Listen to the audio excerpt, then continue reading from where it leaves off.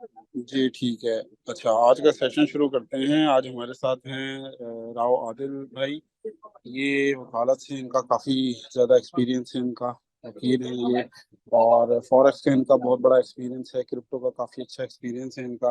आज आप लोगों को ये शुरू करवाएंगे training, basic to advance level, ठीक है। और जी आदिल भाई, आप स्टार्ट करें इसको ना, कोर्स को। आवाज आ रही है सबको? चलें, ठीक है। होपफुली ये सारे जो है लोग, ये सारे न्यू हैं, और ट्रेडिंग में भी न्यू है, और ट्रेडिंग के साथ साथ हर चीज़ की मार्केट में जिस तरह फॉरेक्स वगैरह में न्यू है। तो होपफुली हम जो स्टार्ट कर रहे हैं वो ऐसे ही इसको रखेंगे कि जैसे सब लोगों को बिल्कुल कुछ नहीं पता।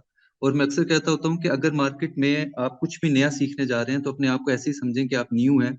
और इसके एग्जाम्पल मैं ऐसे देता हूँ कि अगर आपकी जेब में 10 रुपए पहले से मौजूद है और आप किसी से कुछ सीखने जा रहे हैं, तो आप ऐसे ही समझे कि जो मैं 10 आपको दूंगा तो आपके 10 में 20 हो जाएंगे, इजाफा ही होगा, कमी नहीं होगी। तो आपने ये समझ के करना है कि इवन आपको पहले से कुछ पता भी है, तो आपने ये समझना है कि आपको अभी कुछ नहीं पता और हम कुछ नया स्टार्ट करने लगे हैं। तो ट्रेडिंग का मैं एक्सपीरियंस पहले बता दूं कि मैं 2018 से मैंने किया था ट्रेडिंग को स्टार्ट। बट ऑब्वियसली सब ट्रेडर्स की तरह मैंने भी जो है वो ट्रेडिंग का आगाज जो किया था वो विद लॉस किया था, सब ट्रेडर्स की तरह। लेकिन उस वक्त मुझे एक चीज समझ आई थी कि ये मार्केट जो है ये एक बहुत बड़ा बिजनेस है, और बिजनेस को करने के लिए आसान तरीका ये होता है कि इसको सीखा जाए। तो एक तो ये होता है कि जब मैंने लॉस किया तो मैं भाग जाता और मैं छोड़ देता, लेकिन दूसरी चीज जो बड़ी अहम थी वो ये थी कि मैं उस वक्त इस चीज में लग गया कि बड़ी मार्केट को सीखा कैसे जाए। क्योंकि ये छोटा बिजनेस नहीं है, ये कोई हम किसी भी छोटी मोटी दुकान नहीं खोल रहे, हम इसके अंदर बहुत बड़ी मार्केट्स को जो है वो सीख रहे हैं और उसको ट्रेड कर रहे हैं। हम इसके अंदर जिस तरह एग्जांपल दूं कि हम गोल्ड को ट्रेड कर रहे हैं, लेकिन गोल्ड को हम तोले में ट्रेड नहीं कर रहे कि कितने का तोला।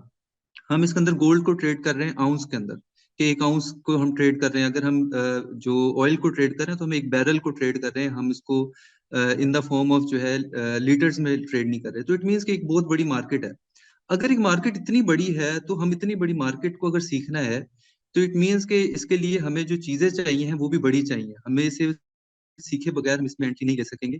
और अभी तक जो हमारे साथ यही हो रहा है कि हम जब बगैर सीखे इसमें एंट्री लेते हैं तो हमारे साथ लॉस हो जाता है।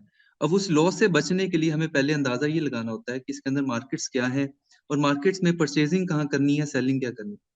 ट्रेडिंग की सिंपल एग्जांपल ली जाए तो ट्रेडिंग इज लाइक कि हमने कोई भी चीज को खरीदना सस्ता और महंगा बेचना है। अगर कोई चीज हमने $10 की ली है और $20 की बेची थी, मीन्स हमने $10 का प्रॉफिट कमा लिया। लेकिन क्वेश्चन यहाँ पे ये आता है कि हमने किसी चीज को खरीदना कहाँ से है, कितना सस्ता हो तो खरीदना है और कितना महंगा हो तो बेचना है।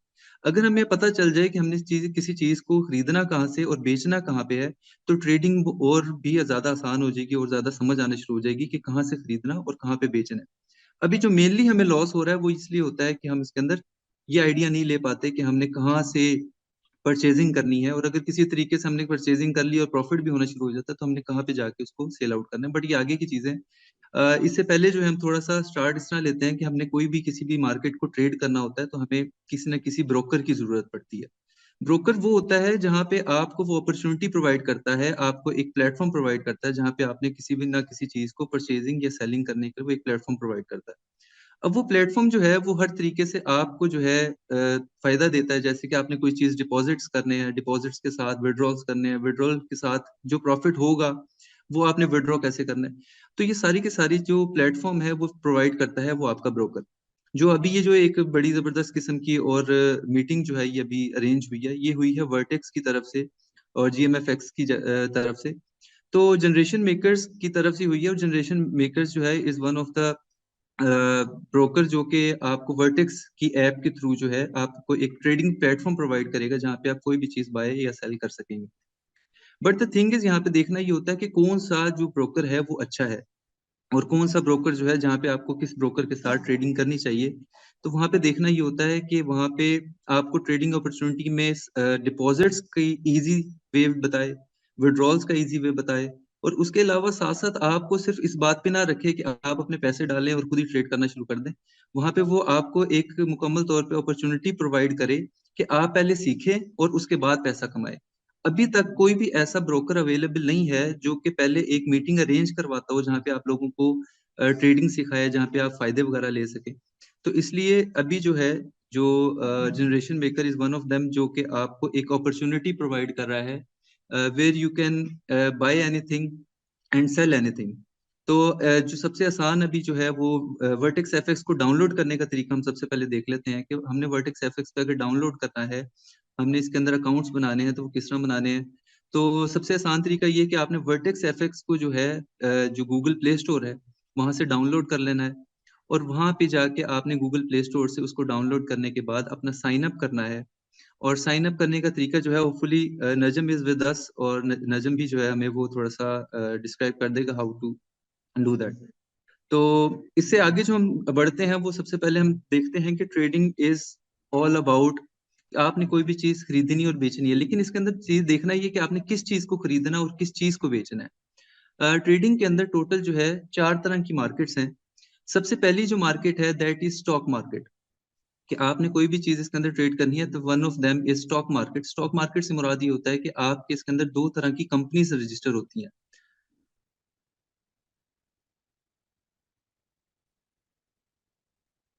2 तरह की इसके अंदर जो है वो 4 तरह की मार्केट्स हैं। सबसे पहली है स्टॉक मार्केट। स्टॉक मार्केट से मुराद ये होता है कि कोई भी कंपनी जो है वो आप अपने आप को रजिस्टर करती है तो वो 2 तरह से करती है।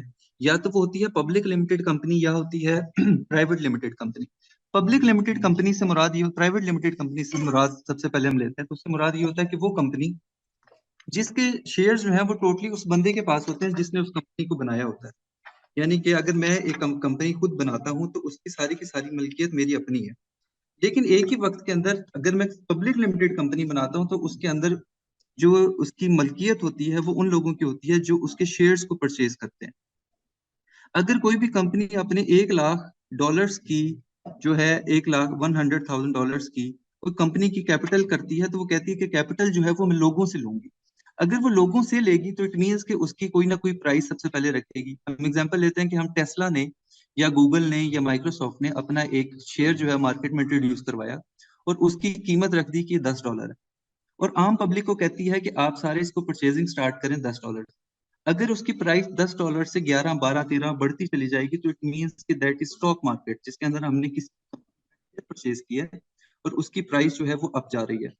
जबकि दूसरी तरफ है स्टॉक मार्केट में, इसे कहते हैं पब्लिक लिमिटेड कंपनी। इसके अंदर लिस्टिंग होती है। वो जो कंपनी जो पब्लिक लिस्टेड बनी है वो एक जो न्यूयॉर्क स्टॉक एक्सचेंज है उसके अंदर लिस्ट हो जाती है और वहां पे उसकी बाइंग सेलिंग स्टार्ट होती है। लेकिन इसकी जो कीमत है वो असल में ऊपर या नीचे जाएगी, वो जाएगी with the help of demand and supply. ये हमेशा एक चीज याद रखनी कि ट्रेडिंग के अंदर जो सबसे जो प्राइसेस जो ऊपर या नीचे जाती हैं, वो प्राइसेस ऊपर या नीचे इकोनॉमिक्स का एक रूल है, वो है डिमांड एंड सप्लाई। अगर किसी भी चीज की डिमांड क्रिएट हो जाएगी तो मार्केट में प्राइस उसकी हाई जाना शुरू हो जाएगी, और अगर सप्लाई और लिमिटेड हो जाए या सप्लाई खत्म होना शुरू हो जाए तो इट मीन्स कि डिमांड ज्यादा बढ़ने से प्राइस में फौरी जो है वो एक तेजी से ऊपर का रुझान आएगा। हम इसके एग्जाम्पल बड़े आसान चीजों में लेते हैं कि अगर मैं कहूँ कि जब गर्मियों का सीजन आता है तो जो आम है वो आम शुरू में थोड़ा सा महंगा होता है, लेकिन जैसे ही मार्केट के अंदर सप्लाई बढ़ जाती है तो क्या होता है कि मार्केट में आहिस्ता आहिस्ता इसकी प्राइस जो है डाउन आना शुरू हो जाती है। लेकिन एक वक्त जब मार्केट में बिल्कुल जो है इसका सीजन आउट होना शुरू हो जाता है और मार्केट में सप्लाई जो है वो लिमिटेड हो जाती है तो फिर क्या होता है कि डिमांड दोबारा से, लेकिन डिमांड तो उतनी की उतनी है। जैसे मैं कहूँ कि अगर आम खाने का मेरा सर्दियों में दिल नहीं करता तो मेरा करता है सर्दियों में खाने का दिल। बट द थिंग इज कि इस वक्त जो आम की सप्लाई मार्केट में कम है जिसकी वजह से जो है वो डिमांड हाई चली जाती है और हर बंदा जो है वो खरीदना चाह रहा है तो इस टाइम प्राइस हाई है। तो एक्चुअली जो ईच एंड एवरी जिसकी भी हम ट्रेडिंग की जो मार्केट्स की बात करेंगे वो सारी की सारी मार्केट्स एक ही रूल के ऊपर डिपेंडेंट है, वो है डिमांड एंड सप्लाई का रूल। अब पहली मार्केट जो थी वो थी स्टॉक्स की मार्केट, जिसके अंदर हम सारे के सारे स्टॉक्स जिसमें गूगल है, amazon है, अलीबाबा है, ये सारे के सारे जब इनको हम ट्रेड करते हैं तो वो स्टॉक मार्केट है जिसके अंदर हम उनके शेयर्स की ट्रेडिंग करते हैं। दूसरी मार्केट इसके अंदर है इंडेक्स की मार्केट। इंडेक्स मार्केट से मुराद ये है कि अगर मैं किसी भी स्टॉक को, जैसे कि एग्जांपल लेते हैं गूगल है, माइक्रोसॉफ्ट है, ये जितने भी सारी कंपनी, अगर मैं इनको अलग अलग ट्रेड करूंगा ईच एंड एवरी को सेपरेटली तो वो तो स्टॉक मार्केट है। लेकिन अगर मैं कहूँ कि मैं इन सारों को इकट्ठा करके एक ही इंडेक्स के अंदर शामिल कर दूं, लाइक गोल्ड से जो इसके अंदर जितने भी कंपनीज है सब 500 फॉर्चून कंपनीज, हम उसको इकट्ठा करें और एक ही के अंदर डाल दें, दैट इज नेस्डेक। नेस्डेक एक इंडेक्स है जो कि आपको बताता है कि ये सारी कंपनीज को अलग अलग ट्रेड करने की जरूरत नहीं है, अब सारी जो है वो एक ही के अंदर शामिल है। यानी कि अगर मैं माइक्रोसॉफ्ट को ट्रेड करना चाह रहा हूँ तो अलहदा भी कर सकता हूँ, तो वो स्टॉक मार्केट है। अगर मैं सब कंपनीज को, 100 कंपनीज को या 100 या 500 फॉर्च्यून कंपनीज को इकट्ठा ट्रेड करना चाह रहा हूँ, तो वो एक इंडेक्स बन जाता है, दैट इज नेस्डेक। इसकी हम सादा सी एग्जांपल और लेते हैं कि पाकिस्तान के अंदर जब भी एक कोई भी अच्छी न्यूज आती है, तो आपने देखा होगा कि न्यूज के अंदर एक चीज कहा जाती है कि इंडेक्स जो है ना वो ऊपर गया। अब इंडेक्स से मुराद ये होता है कि अगर तो न्यूज चैनल वाले को कहा जाए कि आपने हर कंपनी का अलहदा नाम लेके बताना है कि ऊपर गई है या नीचे गई है, तो फिर तो उसको मेरे ख्याल से कोई पूरा 1 घंटा 2 घंटा लग जाएंगे इस बात पे कि क्या मार्केट की प्राइसेस अप जा रही हैं कि डाउन जा रही हैं। अगर मैं कहूँ कि उसने कहना है जी पाकिस्तान का जो इंडेक्स है वो ऊपर जा रहा है, तो वो लिखवाना शुरू कर दे साथ साथ और बोलना शुरू कर दे जी कि इसके अंदर जो है फलां बैंक फलां बैंक फलां बैंक, और सारे बैंक्स का नाम लेके वो कहे जी कि सारे ऊपर जा रहे हैं। जबकि उन्होंने क्या कहा, यहाँ पे उन्होंने इंडेक्स दे दिया, उन्होंने कहा जी इंडेक्स इज गोइंग अप और इंडेक्स इज गोइंग डाउन। अगर इंडेक्स से मुराद ये है कि आप 500 या 600 या 100 फॉर्च्यून कंपनीज जो कि स्टॉक मार्केट है, आप उस सारे को इकट्ठा करके ट्रेड कर रहे हैं, तो वो नेस्डेक है और वो इंडेक्स की मार्केट है, second market. Third market is forex market. Forex से मुराद ये होता है, एक नाम से बड़ा जाहिर है, FOREX, यानी कि foreign exchange. Foreign exchange means के किसी भी बाहर की करेंसीज को, बाहर की जितनी भी मुल्क की करेंसीज हैं उन सबको ट्रेड करना इज फॉरेक्स ट्रेडिंग। अब फॉरेक्स ट्रेडिंग के अंदर जितने भी पेयर्स शामिल हैं, जैसे कि USD है, यूरो है, उसके अलावा जापानीज येन है, चाइनीज युआन है, जितनी भी मुल्क की दुनिया की करेंसीज को ट्रेड करना है उसको फॉरेक्स ट्रेडिंग कहते हैं। अब फॉरेक्स ट्रेडिंग के अंदर सवाल ये आता है कि क्या अगर मैं डॉलर की बात करूं तो क्या डॉलर की ओरिजिनली अपनी कोई कीमत है? नहीं। $1 is equal to $1। But question ये आता है कि इसका कब पता चलेगा कि इसकी असल कीमत क्या है? तो इसको किसी ना किसी और करेंसी के साथ मुकाबला करवाना पड़ेगा। अगर मैं कहूं कि US डॉलर की कीमत स्लैश यूरो के साथ में करूं, तो इट मींस कि अब मुझे पता चलेगा कि डॉलर की कीमत यूरो के मुकाबले में कितनी। तो कहने का मकसद क्या है कि फॉरेक्स के अंदर अगर आप किसी भी चीज को ट्रेड करते हैं, तो उसके अंदर किसी भी करेंसी को ट्रेड करते हैं, तो उसका किसी ना किसी दूसरी करेंसी के साथ मुकाबला करवाना पड़ेगा। जब आप वो मुकाबला करवाते हैं तो पता चलता है कि उसकी कीमत अप है या डाउन है। अगर मैं कहूं कि पाकिस्तानी रुपए की कीमत क्या है, तो पाकिस्तानी रुपया is 1 PKR equal to 1 PKR है। लेकिन अगर मैं कहूँ इसका मुकाबला करवाएं डॉलर के साथ, तो $1 इक्वल टू कितने PKR है? वो तकरीबन 300 रुपए या 285 रुपए। तो इट मीन्स कि फॉरेक्स के अंदर आपको करेंसी की ट्रेडिंग करते हैं, करेंसी की ट्रेडिंग का किसी न दूसरी करेंसी के साथ मुकाबला करवा के ही पता चलेगा कि कौन सी ऊपर और कौन सी नीचे। तो ये है तीसरी मार्केट, सबसे बड़ी मार्केट, दैट इज फॉरेक्स, यानी जिसको, लेकिन इसके अंदर एक बड़ा गलतुल आम है, यानी कि हर बंदा जो है वो उसको समझता है कि शायद शायद सारी की सारी फॉरेक्स ट्रेडिंग है, जबकि ऐसा नहीं है। जब आप सिर्फ और सिर्फ करेंसीज को ट्रेड करते हैं, आप करेंसी से मुराद किसी भी मुल्क की करेंसी हो सकती है, वो दिरहम भी हो सकता है, वो रियाल भी हो सकता है, जापानीज येन हो सकता है, चाइनीज युआन हो सकता है, यूरो हो सकता है, ब्रिटिश पाउंड हो सकता है, डॉलर, ये जितनी भी करेंसीज हैं, इन सब की सब जो ट्रेडिंग है वो सारी की सारी क्या है? वो फॉरेक्स की ट्रेडिंग है। अब ये जो फॉरेक्स की ट्रेडिंग है, ये फॉरेक्स ट्रेडिंग के अंदर ये सारी की सारी करेंसीज पेयर शामिल है। चौथी मार्केट इसके अंदर जो है वो कमोडिटीज की शामिल है। कमोडिटीज की मार्केट से मुराद ये है कि जब आप, ये वो सारी चीजें इसके अंदर शामिल होती हैं जो कि आप किसी डायरेक्टली या इनडायरेक्टली अपने इस्तेमाल में लाते हैं किसी ना किसी तरीके, लाइक गोल्ड है, सिल्वर है, क्रूड ऑयल है, ब्रॉन्ज है, कॉटन है। ये सारी की सारी जो आजकल बड़ा हॉट चीज है वो लिथियम बैटरीज वाला लिथियम है। ये सारी की सारी चीजों की जो ट्रेडिंग है ये फॉरेक्स ट्रेडिंग, कमोडिटीज ट्रेडिंग है। अगर आप फॉरेक्स की ट्रेडिंग कर रहे हैं तो उसके अंदर सारी की सारी करेंसी शामिल है, जबकि कमोडिटीज के अंदर वो सारी की सारी चीजें शामिल हैं जो आप डायरेक्टली या इनडायरेक्टली अपने माल में किसी न किसी तरीके से लेके आते हैं। इसलिए मैंने बता दी, उसमें लिस्ट है, गोल्ड है, सिल्वर है, क्रूड ऑयल है, ये सारी की सारी चीजें जो है सारी कमोडिटीज। चौथी बड़ी मार्केट, और फिफ्थ एंड द लास्ट जो सबसे बड़ी मार्केट है वो इस टाइम वो क्रिप्टो की मार्केट है। क्रिप्टो की मार्केट से मुराद, अब जब हम करेंसीज की बात करते हैं तो करेंसीज के अंदर जो है हम किसी न किसी करेंसी को छापने की बात करते हैं। लेट्स सो हम एग्जांपल लें कि हम PKR की बात करें, पाक रुपीज की, तो पाक रुपीज को हम छाप रहे हैं, डॉलर को हम छाप रहे हैं। इसको जो बनाने का तरीका है वो बिटकॉइन से थोड़ा सा अलग है, जिसके अंदर हम ब्लॉकचेन का इस्तेमाल करते हैं, जिसके अंदर क्रिप्टोग्राफी का इस्तेमाल करते हैं। और तो इसके अंदर वो सारे के सारे वो कॉइन्स शामिल हैं जो कि इस क्रिप्टो करेंसी जो क्रिप्टोग्राफी से बनते हैं, ब्लॉकचेन से बनते हैं। हम एग्जांपल लेते हैं, वन इज बिटकॉइन। तो बिटकॉइन की कीमत पिछले कोई 11 से 12 साल के अंदर, 12 साल के अंदर एकदम पीक लिया, जिसने $1 से स्टार्ट लिया और $69,000 पे चला गया। बताने का मकसद सिर्फ ये है कि जितनी भी 5 मार्केट्स हैं, इसकी जो बैक है, जो बैक बाय है, वो डिमांड एंड सप्लाई है। अगर आपको सिर्फ और सिर्फ एक रूल समझ आ जाए इकोनॉमिक्स का, वो डिमांड एंड सप्लाई, तो आपको समझ आ जाएगी कि आपने कोई चीज कहाँ से खरीदनी, कहाँ पे बेचनी है। और अगर आपने कोई चीज खरीदी है तो ये कहाँ तक जा सकती है, ये आपको डिमांड एंड सप्लाई ही बता सकती है। तो ये डिमांड एंड सप्लाई को हासिल करने के लिए, समझने के लिए, फिर दो चीजें समझना जो कि बड़ी अहम है। वो ये कि दो तरह से ट्रेडिंग के अंदर एनालिसिस किया जाता है। आपने एनालिसिस करना है। अब डिमांड से मुराद वो एरिया है जहाँ पे मार्केट में लोग बाय कर रहे होंगे, तो हमने भी बायर बन। सप्लाई वाला एरिया वो होता है जहाँ पे लोगों ने सेलिंग करनी है और हमें सेलर बनना है। तो ये है डिमांड एंड सप्लाई में फर्क, किया हमने कहाँ से बाइंग और कहाँ पे सेलिंग। अभी जो मेन इश्यू ट्रेडिंग के अंदर आता है, जिसको आपने लोगों ने सुना भी होगा कि जो लॉस हो रहे हैं या फिर जो लॉस कर रहे हैं लोग, वो सिर्फ इसलिए है क्योंकि लोग ये नहीं अंदाजा लगा पा रहे कि मैंने खरीदना कहाँ से है। दो तीन अच्छी ग्रीन कैंडल्स नजर आती हैं, वो देखते हैं तो वो कहते हैं कि हमने यहाँ से बाय करना था, और वो बाइंग में आ जाते हैं। लेकिन थोड़ी देर के बाद जो है मार्केट जब सेलिंग में स्टार्ट होती है तो फिर वो नुकसान खा जाते हैं। तो एग्जैक्टली फाइंड आउट करना कि कहाँ पे खरीदना कहाँ पे बेचना है, तो फिर पता चलेगा कि मार्केट में कहाँ पे डिमांड और कहाँ पे सप्लाई है। जहाँ पे डिमांड होती है वहां पे खरीदार है, जहाँ पे सप्लाई होती है वहां पे बेचने वाले मौजूद हैं। अगर आप खरीदार के साथ आप भी खरीदार बनेंगे तो प्रॉफिट कमाएंगे। लेकिन जहाँ पे बेचने वाले मौजूद हैं और आप भी वहां पे सेलर बन जाते हैं, तो वहां पे आप भी क्या करेंगे, प्रॉफिट कमाएंगे। तो हम यहाँ तक कि मार्केट के अंदर जब हमने एनालिसिस करना होता है, तो एनालिसिस के अंदर हमने आइडिया ये लगाना होता है कि हमने खरीदना कहाँ से और बेचना कहाँ पे। खरीदने और बेचने की जगह डिमांड और सप्लाई का एरिया होता है। ठीक है, इकोनॉमिक्स का एक ही रूल है। हमने टोटल चार मार्केट्स देखी। चार मार्केट्स में पहली स्टॉक मार्केट है, दूसरी इंडेक्स है, तीसरे नेस्डेक, तीसरी फॉरेक्स है, फॉरेक्स के बाद जो कमोडिटीज, और पांचवें पे क्रिप्टो। ठीक है, तो ये टोटल जो है 4 से 5 मार्केट्स हैं जिनको हमने ट्रेड करना है। लेकिन ट्रेड करने के लिए हमने क्लियरली फाइंड आउट करना है कि कहाँ पे खरीदना है और कहाँ पे बेचना है। खरीदने और बेचने के लिए मैंने बताया कि दो जोन्स होते हैं, एक होता है डिमांड का जोन और एक होता है सप्लाई का जोन।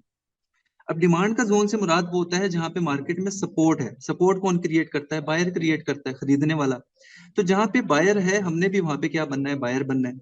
और जहां पे सपोर्ट है वहां पे रेजिस्टेंस है, सॉरी जहां पे सप्लाई है वहां पे रेजिस्टेंस है। रेजिस्टेंस जो है वो सेलर क्रिएट करता है, बेचने वाला। तो हमने भी वहां पे क्या बन जाना है, सेलर बन जाना है। अब ये चीजें फाइंड आउट करने के लिए हमने एनालिसिस करना होता है। एनालिसिस करने से मुराद है कि हमने देखना होता है कि हम इसको किस तरीके से एनालिसिस करके बताएं कि अब क्या होने वाला है। तो एनालिसिस करने के लिए दो चीजें होती हैं, एक होता है टेक्निकल एनालिसिस और एक होता है फंडामेंटल एनालिसिस।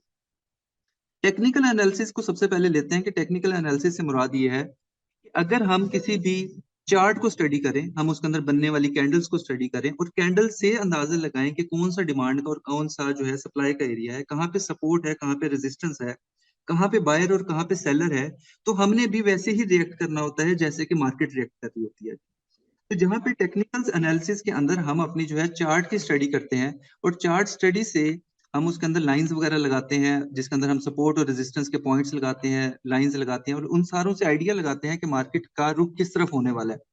तो जहां पे भी हमें मार्केट में सपोर्ट मिलेगी हम बाय करेंगे, जहां पे हमें रेजिस्टेंस मिलेगी वहां पे हम सेल करेंगे।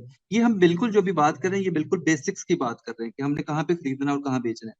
तो ये सारा कुछ हम करते हैं। ट्रेडिंग व्यू एक ऐप है, ट्रेडिंग व्यू, जहाँ पे हम जाके अपनी जो सारी की सारी लाइनें हैं वो लाइनों के साथ साथ हम गंद डालते हैं ऊपर, और गंद जो है वो लाइनों के साथ हम डाल के अंदाजा ये लगाते हैं कि मार्केट का रुख क्या है, ट्रेंड क्या है, मार्केट में बाइंग जाएगी, सेलिंग जाएगी, वो सारा कुछ। जो दूसरा है वो analysis, that is fundamental analysis. Fundamental analysis के अंदर हम चार्ट्स के ऊपर लाइनें नहीं लगाते, बल्कि हम जो है किसी न्यूज, किसी इवेंट, किसी भी फैक्ट की वजह से, किसी भी आर्टिकल की वजह से हम अंदाजा लगाते हैं कि क्या मार्केट ऊपर जाएगी कि नीचे जाएगी। हम एग्जांपल इसमें लेते हैं कि अगर मैं कहूं कि आईफोन जब मार्केट में नया नया आया, उन्होंने एक अपनी लॉन्चिंग करनी थी आईफोन की। तो आईफोन की लॉन्चिंग इज एक अच्छा पॉइंट है, यानी कि कंपनी अगर आईफोन बेच रही है तो इट मीन्स कि उसकी जो है इनकम बढ़ने वाली है, रेवेन्यू बढ़ने वाली है, एक अच्छा पॉइंट है। जब आईफोन ने आने वाला है तो अगर अच्छा पॉइंट है तो मैं उसको खरीदना चाहूंगा। कि अगर मैं एप्पल का स्टॉक खरीदना चाह रहा हूँ, तो एप्पल का स्टॉक या शेयर जो है वो मैं खरीदूंगा इस बात पे कि आईफोन वो लॉन्च करने वाले हैं, जिससे उनकी जो है इनकम रेवेन्यू क्रिएट होगा, बढ़ेगा। एक अच्छी न्यूज है, पॉजिटिव न्यूज है। उस पॉजिटिव न्यूज की वजह से मैं क्या करूंगा, परचेजिंग करूंगा। लेकिन अगर मैं कहता हूँ कि उसी वक्त में एक न्यूज आई जिसमें उन्होंने कहा कि चाइना जो है वो आईफोन के ऊपर बैन लगा रहा है, तो अब एक नेगेटिव न्यूज है, मार्केट में नेगेटिव इम्पैक्ट आया, जिसकी वजह से आईफोन यानी कि एप्पल की जो प्राइसेस थी, जो शेयर की प्राइस थी, स्टॉक की प्राइस, वो डाउन जाना शुरू हो गई। तो इट मीन्स कि कोई भी पॉजिटिव या नेगेटिव न्यूज का इम्पैक्ट मार्केट के ऊपर या उस स्टॉक मार्केट के ऊपर होता है।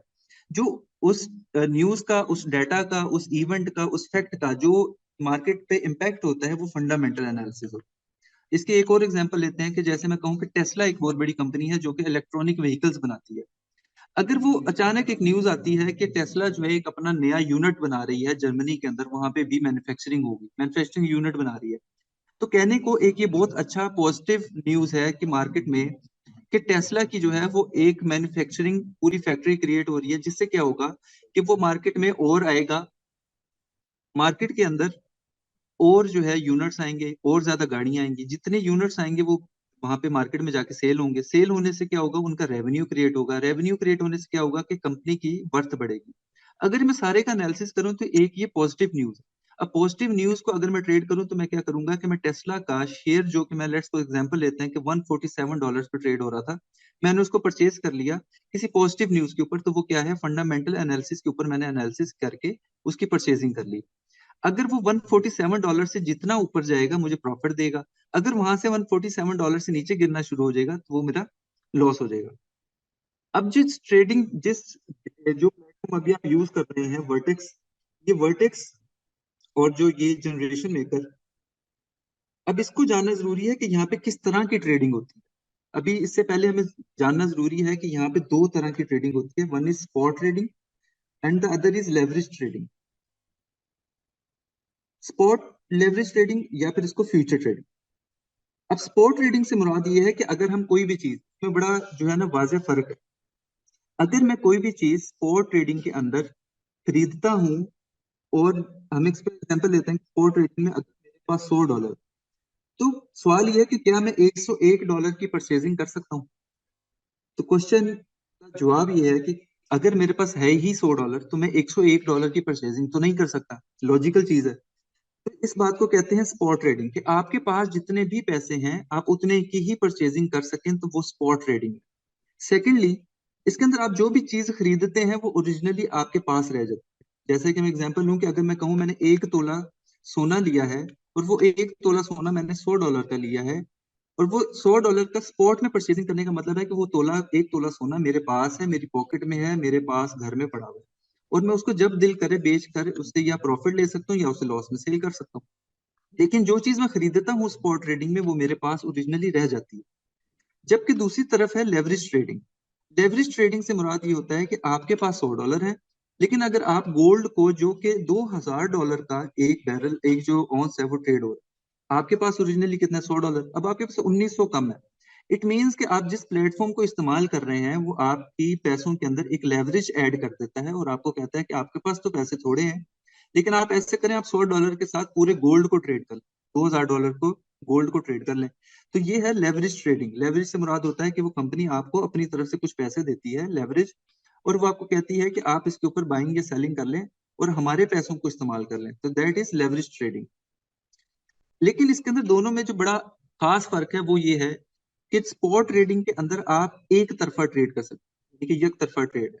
आप कोई भी चीज सस्ती खरीदते हैं, एग्जाम्पल के तौर पे अगर आपने कोई चीज $2 की खरीदी और वो $5 पे चली जाती, तो ये है एक तरफा ट्रेड, कि सस्ता खरीदा और महंगा बेचा, दैट इज एक तरफा ट्रेड, वन साइडेड ट्रेड है, जिसमें buy at low price and sell at high price.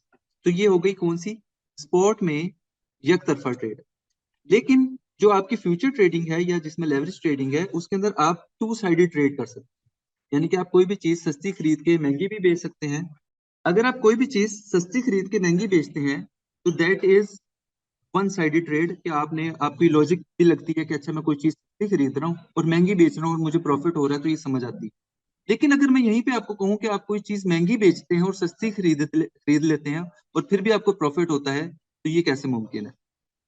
तो जो स्पॉट ट्रेडिंग होती है, हमारे पास $100 ओरिजिनली जितने पैसे होते हैं हम उतने की परचेजिंग करते हैं, और जो चीज हम खरीदते हैं वो हमारे पास ही रह जाती है, वो स्पॉट ट्रेडिंग है। उसके अंदर वन साइडेड ट्रेड होती है, जिसमें कोई चीज खरीदते हैं बाय एट लो प्राइस और सेल एट हाई प्राइस, तो ये तो एक तरफा ट्रेड है।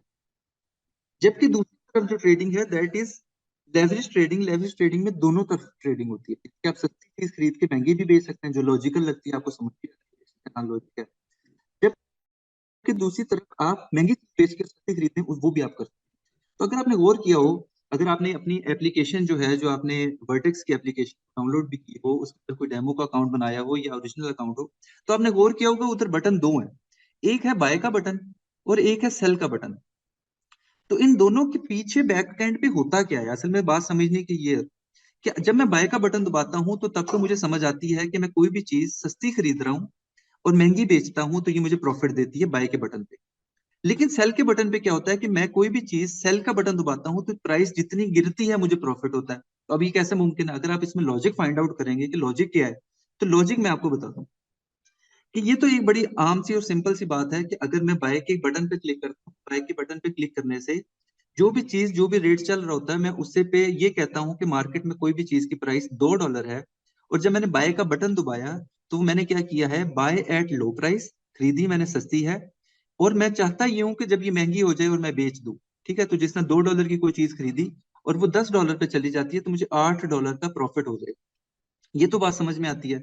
लेकिन दूसरी तरफ जो बटन है वो सेल का बटन है, कि अगर मैं यहाँ पे सेल का बटन दबाता हूं तो सेल के बटन के ऊपर मेरी यहाँ पे जो ट्रेड उल्टी चलती है, यानी कि गिरती है, जिस रेट से मैंने सेल का बटन दबाया, लेट्स सपोज हमने $8 पे सेल का बटन दबाया, तो अब मुझे प्रॉफिट ऊपर जाने पे नहीं, अब मुझे प्रॉफिट नीचे गिरने पे होगा।